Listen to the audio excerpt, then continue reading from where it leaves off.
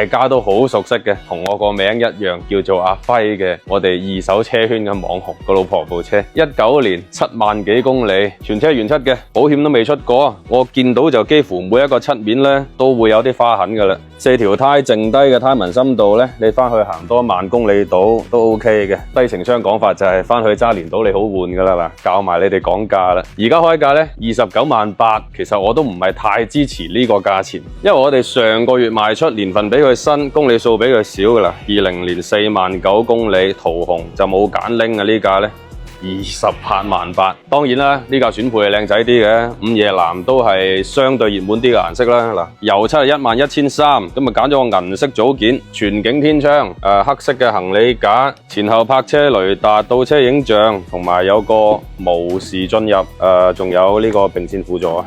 見到有隻 Sport Color 嘅掣，用唔用到我未試。咁啊有隻18寸嘅 S Link 啦，個車機就揀咗 CarPlay， 又係少幾千蚊。咁啊呢張單當時搞落嚟61萬幾嘅，過戶一次，一直都係佢老婆喺度揸緊，大膽還價吓，298標價嚟嘅啫，幾多錢要到？打得錢私信我。